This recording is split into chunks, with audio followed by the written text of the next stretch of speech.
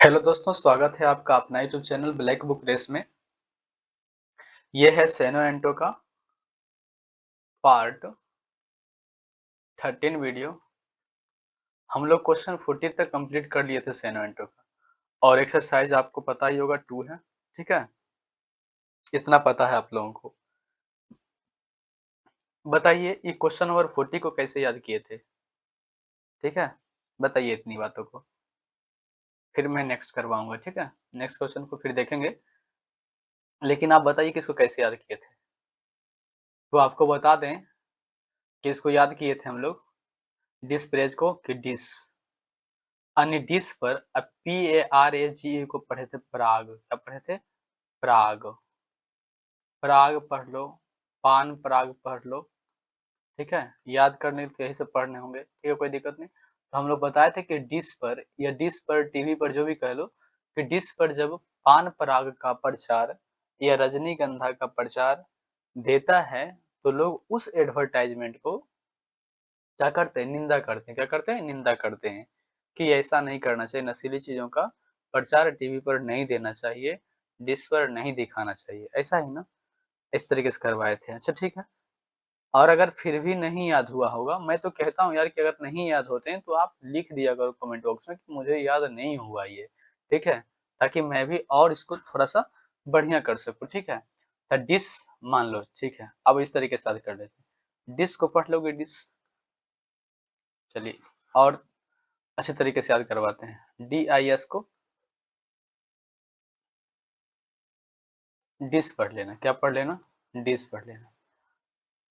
और डिस पढ़ लेना। डिस पर, PAR को पढ़ लेंगे पर, PAR को पढ़ लेंगे पर। ठीक है? पर। और AGE को, ठीक है? एज। ठीक है? एज हो गया। आप मान लीजिए डिस पर, डिस पर, डिस हो गया ना? डिस पर इसको पढ़ेंगे डिस पर। मान लो इस एज से देख लेते हैं, है ना? इस एज को देख लेते हैं जरा, इस एज को, है ना? देखिए कैसे घुमा के पढ़ते हैं इसको। डिस पर, अब मान लीजिए डिस पर एजेड, है ना? एज से पढ़ेंगे एजेड, है ना? एजेड यानी कि जो मतलब कि बहुत भारी भरकम शरीर के साथ, जो मतलब कि काफ़ी उम्र-दराज होते हैं, जो काफ़ी लंबे उम्र, मतलब कि जो मतलब कि ज़्यादा ओल्ड होते हैं, इस तरीके से। डिस पर मान लो एज मतलब एजेड, जिनका उम्र ज़्यादा हो रहा होता है, मान लो 40, 45, 50, 60 ऐसे कुछ मान लो। तो मान लो डिस पर यदि एजेड एजेड फीमेल को, हाँ, छोटी-छोटी कपड़े में दिखाया जाए। देखो यार, याद करने के लिए मुझे ये कहना पड़ रहा है, ठीक ना? कि मान लो डिस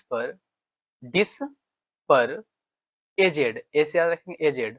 तो डिस पर मान लो कि एजेड औरतों को छोटे-छोटे कपड़ों में दिखाया जाए, तो बताइए कि ऑडियंस क्या कहेगा? देखने वाला क्या कहेगा?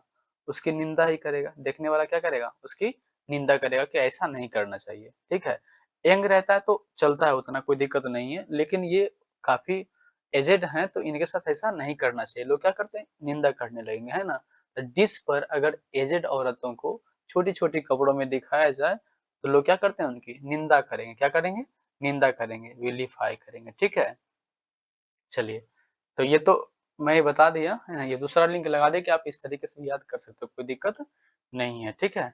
चलिए, तो आपको वो नहीं याद होता है तो आप बेहिचक कह सकते हो, क्या है ना, कि ये वर्ड मीनिंग को हमें याद करने में थोड़ी परेशानी हुई, आप इसको फिर से बता दीजिए। मैं बता दूँगा यार, घबराने की बात नहीं है, ठीक है? लेकिन आप इस तरीके से करिए तो मुझे लगता है ऐसा कि आप लंबे टाइम तक याद रख पा रहे होंगे, मुझे ऐसा लग रहा है, ठीक है? चलिए, और भी आसान इसे कर देंगे जब, है ना? अभी 2-3 एक्सरसाइज करवा लेते हैं, ती 2 तो हो गया ना, 3, 4, 5 करवा लेते हैं, उसके बाद क्या करेंगे कि क्वेश्चन करवाएँगे, 10 क्वेश्चन करवाएँगे और 10 ही क्वेश्चन का रिवीजन स्लाइड लगा देंगे, ठीक है ना? रिवीजन स्लाइड लगा देंगे और साथ ही साथ प्रैक्टिस फिर कर लेंगे। मतलब यहाँ करेंगे क्वेश्चन, क्वेश्चन करने के बाद कर लेंगे सही तरीके से, फिर संग-संग क्या कर लेंगे उसका रिवीजन कर लेंगे, ठीक है? जिससे कि बातें और ज़्यादा माइंड में बैठ जाएगा, ठीक है ना? गहराई से, फिर आप उसको भूलते नहीं भूलेंगे। ये मेरा पूरी दावा है ना, मतलब दावा है कि आप एकदम नहीं भूलोगे यार। आइए इसको याद रखते हैं, फुटाइलिटी, है ना? वे फुटिलिटी जो पढ़ते हैं आप पढ़ लीजिए, कोई दिक्कत नहीं है। मैं प्रोनाउंसिएशन पर ध्यान नहीं दूँगा, मैं इसे बस याद करवाने पर है ना फ़ोकस करूँगा, ठीक है? आपको जो पढ़ना है आप हमसे भी अच्छा पढ़ते हैं इंग्लिश, कोई दिक्कत नहीं है। लेकिन मुझे बस इतना ही सूझता है कि बस मुझे इतना ही दिखता है कि मैं इसे कैसे आपको याद करवा दूँ, ठीक है? द फुटाइलिटी, अब इसको कैसे याद करवाएँगे? याद करना है। अब मान लीजिए ये, है ना? अब फुट इसको पढ़ेंगे सिर्फ़ फुटी, फुटाइलिटी को पढ़ेंगे सिर्फ़ फुटी। इसको ऐसे भी लिख सकता है, ठीक है ना? कहीं-कहीं इसको इस वर्ड मीनिंग को ऐसे भी दे देगा, ठीक है ना? ध्यान दीजिएगा।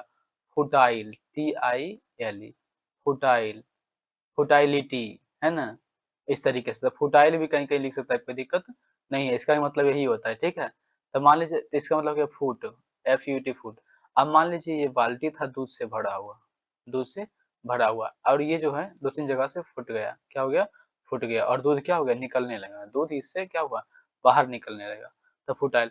तो मतलब क्या हो जाएगा? दूध जब तक बाल्टी में था, तो वो हमारे यूज़ का था, लेकिन जब ये दूध बाहर चले जाएँगे, है ना? ये फूटे हुए जगह से जब दूध बाहर चले जाएँगे तो वो क्या हो जाएँगे फिर? यूज़लेस हो जाएँगे, क्या हो जाएँगे? यूज़लेस हो जाएँगे, यूज़लेस हो जाएँगे फिर, है ना? ये कोई काम का फिर नहीं रह जाएँगे। तो फुटाइल मतलब फूटी, जब बाल्टी फूटी तो सारा दूध क्या हुआ? बाहर चला गया, इसे याद रखेंगे फूटी। मतलब जब बाल्टी फूटी, बकेट फूटी तो दूध क्या हुआ? बाहर चला गया, दूध बाहर चला गया और वो हमारे कोई काम का फिर नहीं रहा, यानी कि यूज़लेस हो गया। क्या हो गया? यूज़लेस हो गया। तब फूटी, यानी कि जब इसको याद रखेंगे फूटी। यानी अगर हम कोई चीज़ मार्केट से लाते हैं और वो फूटी हुई निकल जाए तो वो बेकार ही हो जाता है, सही बात है। ऐसे भी याद रख सकते हो। तब फूटी, तो मान लेते हैं यहाँ दूध था, इसमें बाल्टी में क्या था? दूध था और ये बाल्टी क्या हो गया? फूट गई। क्या हो गई? फूट गई। फूटी यानी कि बाल्टी फूटी, तो सारा दूध क्या हो गया? बाहर चला गया और चला गया तो वो किसी काम का नहीं रहा, यानी क्या हो गया? यूज़लेस हो गया। क्या हो गया? यूज़लेस हो गया। यूज़लेसनेस हो गया। ठीक है? मतलब किसी काम का नहीं रहा, यानी क्या हो गया? बेकार हो गया। क्या हो गया जी? बेकार हो गया। तो फुटिलिटी मतलब क्या हो गया? बेकार। क्या हो गया? इस वर्ड मीनिंग को पूरा क्या रखेंगे? फुटिलिटी को रखेंगे फूटी, यानी कि बाल्टी फूटी, दूध बाहर चला गया, तो वो फिर हमारा किसी काम का नहीं रह गया, यानी कि बेकार हो गया। क्या हो गया? बेकार हो गया। यानी बेकार हो गया मतलब फुटिलिटी। फुटिलिटी का मतलब क्या हो गया? बेकार होना, है ना? यूज़लेस या यूज़लेसनेस। चलिए इसका सेनो देख लेते हैं हम लोग, ठीक है? वही सेम बातें लिखा हुआ है। यूज़लेसनेस लिखा हुआ है, यूज़लेस लिखा हुआ है, ठीक है? एंड टू देख लेते हैं, यूज़फुल होता है। क्लियर? अब देखिए फुटाइल, सही बोले ना हम? अभी बोल रहे थे कि फुटाइल भी आता है, ठीक है? तो ये देखो फुटाइल है। सही मतलब क्या हो गया? यूज़लेस होता है, बेकार होता है। यानी बाल्टी फूटा, दूध बाहर गया, दूध क्या हो गया? बाहर चला गया और दूध जब बाहर चला गया भाई साहब, तो क्या हो गया? वो बेकार हो गया। क्या हो गया? वो हमारा किसी काम का नहीं रह गया। यूज़लेसनेस, है ना? यूज़लेसनेस हो गया, यानी किसी काम का नहीं रह गया, मतलब बेकार हो गया। क्लियर? चलिए तो सेनो एंटो तो इसका वही होगा, कोई दिक्कत नहीं हो गया। अब यहाँ देखिए कुछ ज़्यादा ही वर्ड मीनिंग दे दिया तो कोई दिक्कत नहीं, देख लेते हैं हम लोग। सेनो में क्या हो जाएगा? यूज़लेस मतलब बेकार, फुटिलिटी या फुटाइलिटी पढ़े ना अभी? फुटिलिटी या फुटाइलिटी का मतलब यानी कि बाल्टी फूटी, दूध सारा बाहर चला गया, वो हमारा किसी काम का नहीं रहा। यानी क्या हो गया? बेकार हो गया, यानी यूज़लेस हो गया। क्या हो गया? यूज़लेस हो गया। वैल्यूलेस हो गया, यानी कि जिसका कोई वैल्यू ही नहीं रहा, ठीक है ना? फ्रूटलेस हो गया। फ्रूट मतलब फल, फलदायक नहीं रहा, यानी फ्रूटलेस, लेस मतलब क्या यानी वो किसी काम का नहीं रहा। वर्थलेस हो गया, वर्थ इट नहीं बल्कि वर्थलेस हो गया, ठीक है? अब इसका एंटो देख लेते हैं, प्रोडक्टिव हो जाएगा, यानी है ना? प्रोडक्टिव हो जाएगा, वर्थ जैसा कोई वजूद हो, यूज़फुल, इफेक्टिव, बेनिफिशियल, प्रॉफिटेबल और फ्रूटफुल। इस सब का मतलब होता है जो मतलब प्रायोगिक हो, क्या हो? प्रायोगिक हो, जो जिसको प्रयोग में लाया जा सकता है, जो हमारे काम का हो। इसका मतलब जो मेरा काम का नहीं रहा, यानी कि बेकार। क्या हो गया? बेकार हो गया। ठीक है? चलिए, क्वेश्चन नंबर 43 को देख लेते हैं भाई साहब। चलिए, इसको याद करने का सबसे आसान तरीका स्टूडेंट, एसटी से याद रखेंगे स्टूडेंट, क्या रखेंगे? एसटी से याद रखेंगे स्टूडेंट, क्या रखेंगे? स्टूडेंट। और आईएन को पढ़ेंगे इंक, आईएन के को क्या पढ़ेंगे? इंक, स्टूडेंट का इंक। अब कभी-कभार क्या होता है कि स्टूडेंट के इंक जो होते हैं, यानी कि पेन, है ना? पेन से कभी-कभी क्या होता है स्टूडेंट इंक निकल जाते हैं, क्या होते हैं? इंक निकल जाते हैं। जब आप लोग अब तो सँभाल के रखते होंगे या बढ़िया पेन का यूज़ करते होंगे तो नहीं निकलता होगा। लेकिन जब हम लोग 2, 3, 4, 5 क्लास में पढ़ते थे तो उस टाइम बहुत ज़्यादा ही निकल जाता था, ठीक है ना? यानी कि कभी पॉकेट में रखे हुए हैं तो उससे मतलब पूरा भभुआ के इंक बाहर आ गया, निकल गया इस तरीके से। तो जब निकल जाता था इंक तो बहुत दिक्कत होता था यार, मतलब वो कुछ अजीब किस्म का स्मेल करता था। तो एसटी इंक का मतलब क्या, स्टिंग का मतलब क्या हो गया, स्टूडेंट का इंक। यानी कि जब हम लोग जब स्टूडेंट है ना, जब स्टूडेंट का इंक निकल जाता है, स्टूडेंट का पेन से जब इंक निकल जाता है तो वो क्या करता है, बदबू देता है। क्या करता है, बदबू देता है। सही बात है ना। जब हम लोग छोटी-छोटी क्लास में थे तो पेन को कभी-कभी यानी कि बिना उसमें कैप लगाए हुए रख लेते थे, है ना? रख लिए और टेम्परेचर कुछ ऐसा होता था जिसके कारणवश क्या होता था, उससे इंक निकलने लगता था और इंक निकलता था मतलब क्या है, उससे एक अजीब किस्म का बदबू आने लगती थी, है ना? वो स्मेल करने लगता था। क्या करने लगता था? स्मेल करने लगता था। स्टिंग का मतलब ही क्या होता है? स्मेल करना, बदबू देना। फिटर हो गया और स्मेल हो गया, स्टेंच हो गया, ठीक ना? इस सब का मतलब क्या होता है? बदबू देना, है ना? स्टेंच का मतलब, स्मेल का मतलब, फिटर का मतलब ही क्या होता है, बदबू देना। तो स्मेल का मतलब तो आप समझते होंगे। स्टिंग का मतलब ये अभी मैंने समझा दिया कि बदबू देना होता है क्या, स्टूडेंट का इंक। स्टूडेंट का इंक कैसे लिंक किए, एस टी से स्टूडेंट और आई एन का मतलब क्या हो गया, इंक हो गया। यानी कि स्टूडेंट का इंक जो होता है, जब वो पेन इंक को बकोड़ देता है, मतलब उससे निकल जाता है जब बाहर, पेन से बाहर जब इंक निकल जाते हैं तो क्या होता है, वो स्मेल करने लगता है, ठीक है। तो एसटी मतलब स्टूडेंट का इंक जब निकल जाता है तो वो क्या होता है, स्मेल करने लगता है, बदबू देने लगता है। तो ये वर्ड मीनिंग और ये वर्ड मीनिंग तो इजी है, ठीक है। ये आपका फिटर और स्टेंच, ये दो न्यू वर्ड मीनिंग है। तो वेट करेंगे हम लोग, है ना, जब ये मेन वर्ड मीनिंग के रूप में आएंगे तो फिर इसे देख लेंगे, ठीक है। चलिए, तो बदबू का उल्टा क्या हो जाएगा, खुशबूदार हो जाएगा, फ्रेग्रेंस हो जाएगा, परफ्यूम हो जाएगा। देखो परफ्यूम, हाँ क्या जमाना है, परफ्यूम खुशबूदार। मान लो ये बदबूदार, तो इसका उल्टा क्या हो गया, खुशबूदार। यानी परफ्यूम खुशबूदार होता है, क्या होता है, खुशबूदार होता है ना, खुशबूदार, खुशबूदार होता है, ठीक है। अब सोचो स्टूडेंट का इंक, अभी जो लिंक किया यार, स्टिंक जो है उसको बताया बदबू। चलिए कोई बात नहीं, हाँ स्टिंग का मतलब क्या हो गया, बदबू देना। और परफ्यूम का मतलब क्या हो गया, खुशबूदार होना। फ्रेग्रेंस का मतलब ही क्या होता है, खुशबूदार होना, ठीक है। चलिए आते हैं नेक्स्ट स्लाइड की ओर, इसको मैं हटा लेता हूँ, ठीक है। अगले क्वेश्चन को देखते हैं अगले स्लाइड में। चलिए, ये भी देखिए सेम क्वेश्चन है आपका, स्टिंग से ही बना है, स्टिंकिंग। ये तो आप याद कर लेंगे, सिर्फ आईएनजी जोड़ दिया है, ठीक है। अगर आपको दिख रहा होगा और नहीं दिख रहा है तो मैं इसे लिख देता हूँ। ऐसे ये दिख रहा है, कोई दिक्कत नहीं है, आपको दिखाई दे रहे होंगे ये। 44 नंबर क्वेश्चन, स्टिंग याद किए थे ना, स्टूडेंट का इंक, स्टूडेंट का इंक। और ये आईएनजी जोड़ दिया, ये आप लोग भी जान रहे हैं, ठीक है। इस आईएनजी को यहाँ ऐड कर दिया है। तो स्टिंक, स्टिंक तो यानी कि मेन तो वर्ड मीनिंग यही ना है, स्टूडेंट का इंक जो पेन से बाहर हो जाने के बाद क्या होता है, बदबू देता है। तो ये स्टिंकिंग का मतलब ही क्या होता है, बदबू देना, है ना। मेलोडोरस, है ना, मेलोडोरस या फेटिड, है ना। फेटिड का मतलब ही क्या होता है, बदबू देना। फेटिड हो गया, मेलोडोरस हो गया, मेलो ऐसे लिखा हुआ है, मेलोडोरस, DOROUS, मेलोडोरस, ठीक है। इसका भी मतलब क्या होता है, बदबू देना। और ये लिखा हुआ है फेटिड, TID, फेटिड, ठीक है। इस सब का मतलब क्या होता है, बदबू देना। और स्टिंक, ST, स्टूडेंट का इंक, याद किए थे ना, स्टूडेंट का इंक जो क्या होता है, वो भी बदबूदार होता है, ऐसा बताया गया था। और एंटो इसका क्या है, एक तो याद होगा, कम से कम एक तो याद होगा ना, क्या हो, परफ्यूम, क्या, परफ्यूम। एंटोनिम में क्या लिख देंगे इसका, परफ्यूम, परफ्यूम, ठीक है। इस तरीके से तो परफ्यूम हो गया, फ्रेग्रेंट हो गया और एरोमेटिक हो गया। ये सब क्या होता है, ये सब खुशबूदार होता है, क्या होता है, खुशबूदार का वर्ड मीनिंग, ठीक है। चलिए आगे देख लेते हैं हम लोग। परी, पापा की परी, है ना। क्वेश्चन नंबर 45 को देखते हैं, परी। परी कहता है कि पापा अपनी परी की हर गलती को अवॉइड कर देते हैं। सही बात है, जो पापा की प्यारी बिटिया होती है उसको पापा क्या करते हैं, उसकी हर गलती को माफ कर देते हैं। हर गलती नहीं लेकिन कुछ गलती को वो ऐसे ही अवॉइड कर देते हैं। तो परी यानी पापा की परी यानी पापा अपनी परी की गलती को क्या करते हैं? अवॉइड कर देते हैं। तो परी का मतलब हो गया अवॉइड करना। क्या हो गया? अवॉइड कर लेना। याद हो जाएगा ना परी यानी कि पापा की परी अगर छोटी-मोटी गलती कर जाए तो पापा उसको क्या करते हैं? अवॉइड कर देते हैं। क्या करते हैं? अवॉइड करते हैं, बचा लेते हैं, बचाव कर लेते हैं, माफ कर देते हैं। ठीक है? अवॉइड करते हैं। ठीक है? अवॉइड करते हैं। इसका मतलब क्या हो गया? अवॉइड करना। अवॉइड करना, डोडक करना और इनटू क्या हो जाएगा? कॉन्फ्रंट हो गया, इनकाउंटर हो गया, एनकाउंटर करना। ठीक है? इसका इनटू हो जाएगा।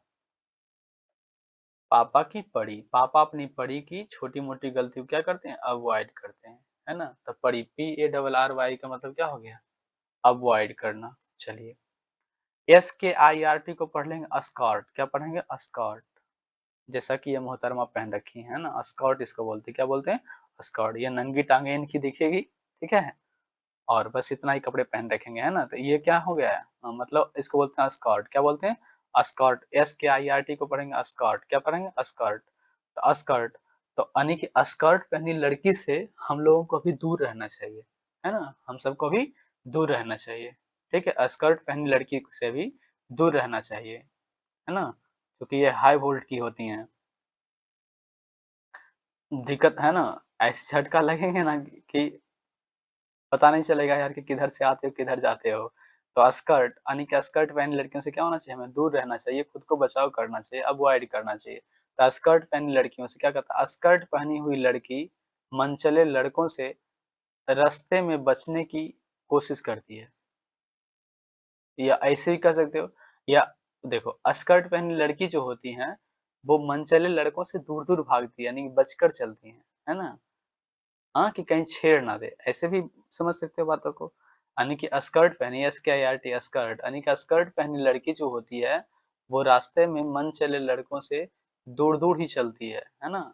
वो आगे है तो वो खूब पीछे रहेगी, अगर मनचले किस्म का लड़का अगर पीछे है तो वो बहुत ज़्यादा आगे रहेगी, बहुत तेज़ी में जाएगी, ठीक है? ताकि कहीं वो मतलब छू ना दे, कहीं वो छेड़ ना दे। ऐसा इनके माइंड में चलते रहता है, ठीक है? तो स्कर्ट पहनी लड़की जो होती है, वो लड़कों से क्या रहती हैं? मनचले लड़कों से दूर-दूर ही रहती है, ठीक है? इसका मतलब वो बचकर चलती है ना? वैसे लड़कों से दूर रहती है, अवॉइड करती है उसे, इवेड करती है, आई डॉडक करती है ना? डॉडक करती है, मतलब इसका मतलब ये हो गया अवॉइड करना, बचना, अवॉइड या इवेड, ठीक है? और अभी आपने याद किया था PARRY परी, पापा की जो परी होती है, अगर छोटी-मोटी गलती कर जाए तो पापा उसकी गलती को क्या करते हैं? अवॉइड कर देते हैं। तो इस परी का मतलब ये होता है अवॉइड कर देना, इवेड कर देना, डॉडक कर देना, स्कर्ट यानी स्कर्ट पहनी लड़की जो होती है मनचले लड़कों से वो दूर रहती है। यानी कि अवॉइड करती है, क्या करती है उसको? अवॉइड करती है, यानी कि बचना चाहती है उससे, उसे टालना चाहती है, ठीक है? ये सब मतलब इसका आता है। नीचे देखिए शेनो में वही लिखा हुआ है, ठीक है? ये कोई नई बातें नहीं है।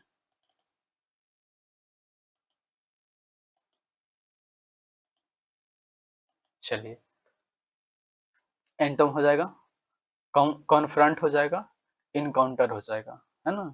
इनकाउंटर मतलब फेस करना, इसका मतलब हो गया बचना, बचकर निकलना या बचाव करना, इसका मतलब क्या हो गया? बचाव करना या बचना। जो भी आप पढ़ लो कोई दिक्कत नहीं है। लेकिन इसका मतलब क्या हो गया? एनकाउंटर मतलब क्या है? फेस करना, किसी चीज़ का फेस करना। फेस करना, एनकाउंटर करना, कन्फ्रंट करना, इस सब का मतलब क्या है?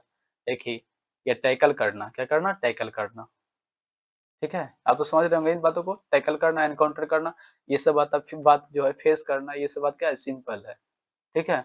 मतलब बचना या बचकर निकलना या टालना किसी चीज़ को, उसका मतलब हो गया अवॉइड करना, इवेड करना, डॉडक करना, स्कर्ट करना, परी ये सब क्या है? बचना, ठीक है? और इसका मतलब क्या? फेस करना।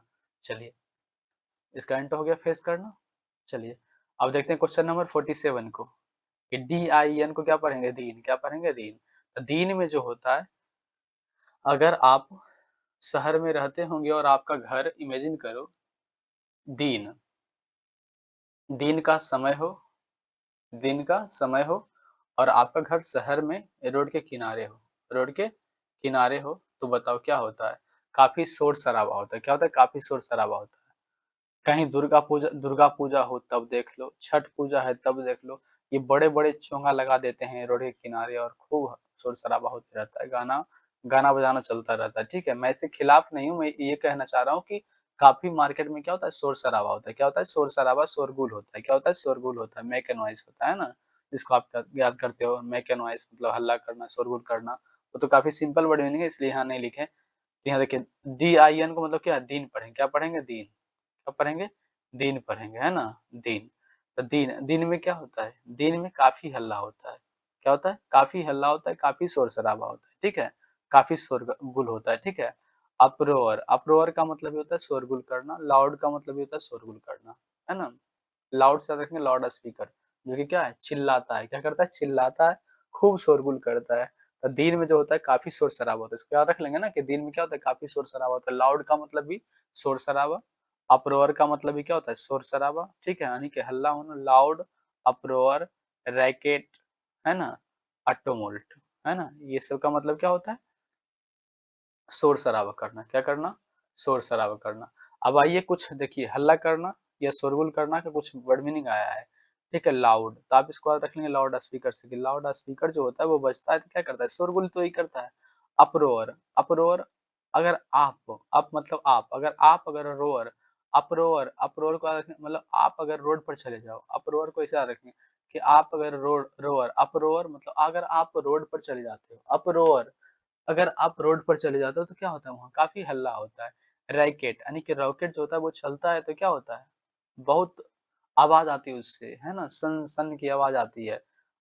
अगर तुम उल्टा काम कर दो, तुमुल को कैसे याद रखेंगे? अगर तुम उल्टा काम कर दो, ऐसे तो ये मेन वर्ड मीनिंग आएँगे तो वहाँ मैं समझा दूँगा, ठीक है?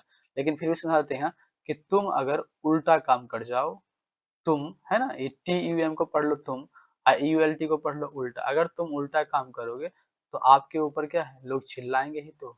इसका मतलब क्या हो गया? चिल्लाना, शोरगुल करना, ठीक है? अगर याद हुआ तो ठीक है, नहीं तो ये मेन वर्ड मीनिंग के रूप में आएँगे, तो हमें समझा दूँगा और मेन वर्ड मीनिंग क्या होता है, वो मैंने आपको बता रखा है, ठीक है? कि बारी-बारी से ये सब वर्ड मीनिंग जो है यहाँ पर आएँगे, है ना? इस जगह पे। यानी कि नंबरिंग क किए अरे ये तो पता ही है ना, बता दिए ना, ये तो बात बता रखे हैं, ठीक है? कि इसका मतलब क्या होता है मेन मेन मीनिंग का मतलब क्या बताए, कि ये मेन मीनिंग के रूप में आएगा तो फिर इसको लिंक लगा लेंगे, ठीक है? तो इससे लाउड का मतलब लाउड स्पीकर काफ़ी चिल्लाता है, अप्रोर अगर आप रोड के ऊपर चले जाते हो तो क्या होता है वहाँ शोरगुल होता है, रैकेट रैकेट जो होता है उससे काफ़ी आवाज़ें आती है यानी काफ़ी शोरगुल होता है। तुम अगर उल्टा काम कर दो तो लोग क्या है आस-पास के लोग चिल्लाने लगेंगे। सॉरी यार, ठीक है? इस तरीके से हम लोग याद कर सकते हैं, ठीक है? चलिए, अब इसका इंटो क्या हो जाएगा? साइलेंस हो जाएगा, शांत रहना, पीस हो जाएगा, इस तरीके से। चलिए, क्वेश्चन नंबर 48 को देख लेते हैं, अस्टाउंस। अब कैसे इसको याद रखेंगे? अब मान लीजिए, इसको याद करने का अस्टाउंस को कैसे याद रखेंगे? एसटी से पढ़ लेंगे स्टूडेंट, क्या पढ़ लेंगे? स्टूडेंट। अ, यूएनसीएच को पढ़ लेंगे ऊँचा, ऊँचा, है ना?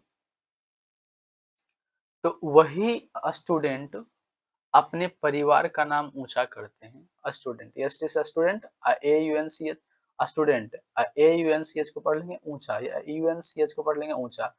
स्टूडेंट, वही स्टूडेंट अपने परिवार का नाम ऊँचा करते हैं, जो कैसा होता है? सच्चा होता है, निष्ठावान होता है। सही बात है।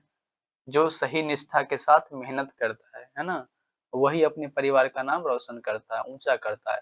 तो जो स्टूडेंट एसटी से स्टूडेंट यूएनसीएच ऊँचा, यानी कि वही स्टूडेंट अपने परिवार का नाम ऊँचा करते हैं, जो कैसा होते हैं? लॉयल होते हैं। क्या होते हैं? लॉयल होते हैं, निष्ठावान, सच्चा होते हैं, ठीक है? तो इसका क्या हो जाएगा? सेनो हो जाएगा, लॉयल हो जाएगा, ठीक है?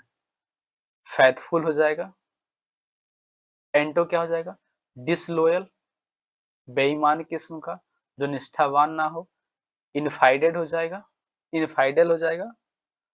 ट्रीचरस है ना? ट्रीचरस का मतलब ही क्या होता है? ट्रीचरस का मतलब ये होता है धोखा देने वाला। क्या हो गया? धोखा देने वाला। क्लियर? हो गया ना? लॉयल मतलब वफादार। इसका उल्टा क्या हो जाएगा? जो वफादार नहीं है, डिसलॉयल है। अब बताए थे कि डिसलॉयल, देखिए लॉयल मतलब वफादार, इसमें से केवल डिस लग गया, तो ये क्या कर दिया? मीनिंग को नेगेटिव कर दिया। बताए थे ना कि डिस लग गया, अन लग गया, इन लग गया, आई एम लग गया, तो इसमें क्या करता है? वर्ड मीनिंग को निगेटिव कर देता है, ठीक है।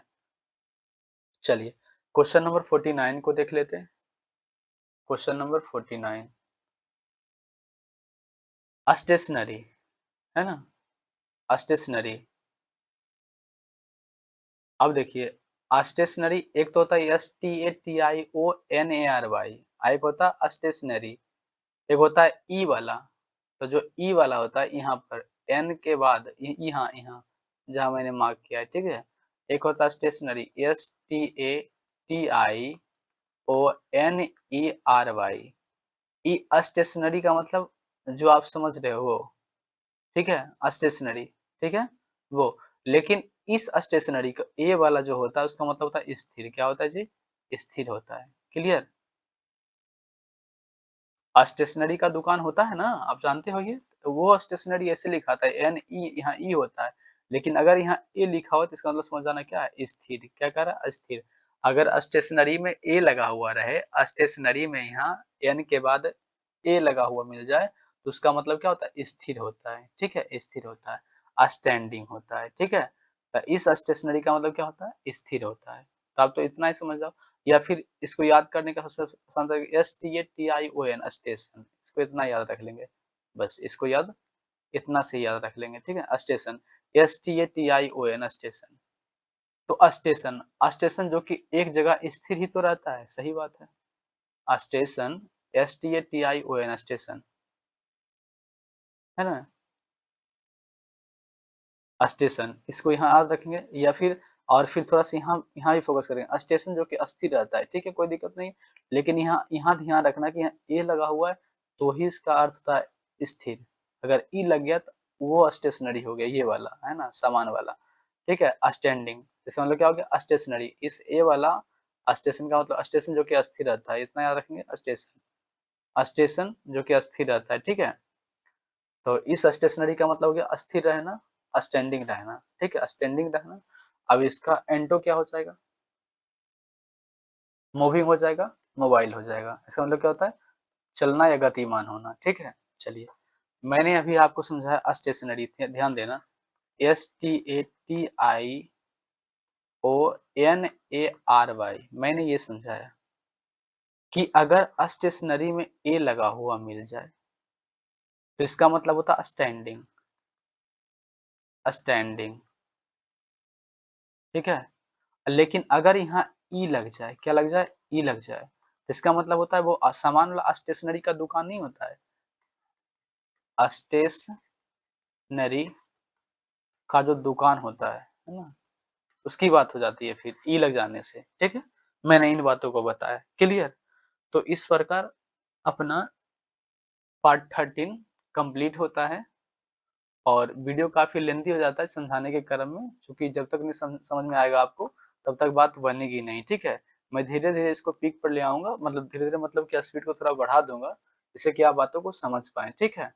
चलिए और एक बात, मैं देखिए यहाँ मान लीजिए 1 नंबर करवा रहा हूँ क्वेश्चन, 2 नंबर करवा रहा हूँ और 3 नंबर करवा रहा हूँ, ठीक है। अब मान लीजिए अब इसमें एक मेन मीनिंग आया, ठीक है, एक मेन मीनिंग आया और मैं एक ही समझाता हूँ,